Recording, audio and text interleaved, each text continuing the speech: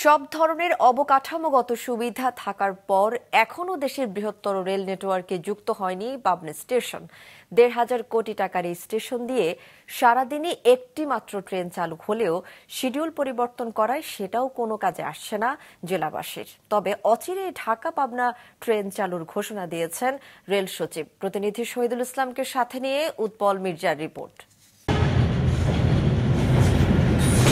রেলে চেপে ঢাকা সহ অন্য জেলায় যেতে জেলার ২/৩ মানুষকে দীর্ঘ পথ পাড়ি দিয়ে যেতে হয় ঈশ্বরদী অথবা চাটমোহরে, যেখানে ঢাকাগামী মাত্র ৪টি ট্রেন যাত্রা বিরতি করে।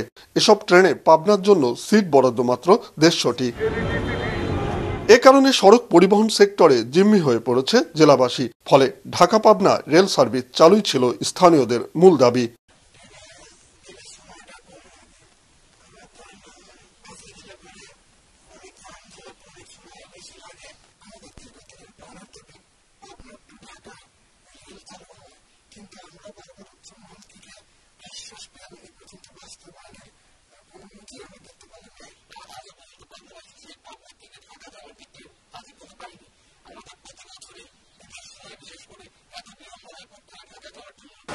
জেলাবাসীর এ প্রাণের দাবির প্রেক্ষিতে পাবনার ৬টি উপজেলার ২০ লাখ মানুষকে রেল সেবার আওতায় আনার লক্ষ্যে প্রায় ১,৫০০ কোটি টাকা ব্যয় নির্মাণ করা হয় মাঝগ্রাম থেকে ঢালারচর পর্যন্ত ৭৮ কিলোমিটার রেলপথ, যেখানে ১০টি স্টেশন সহ রয়েছে সব ধরনের অবকাঠামোগত সুবিধা।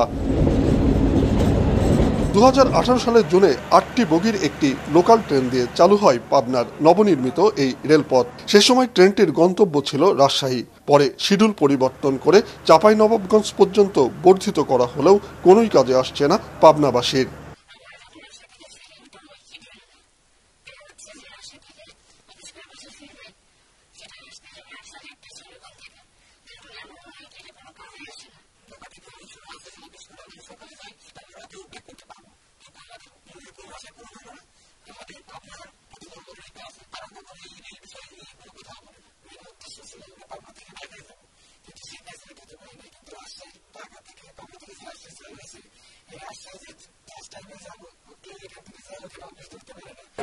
তবে সম্প্রতি রেল সচিব পাবনা সফরে গিয়ে পশ্চিমাঞ্চলীয় রেলের বিভিন্ন অবকাঠামো পরিদর্শন শেষে জানান, বিদেশ থেকে আমদানিকৃত বগি এলেই চালু হবে ঢাকা পাবনা রেল চলাচল।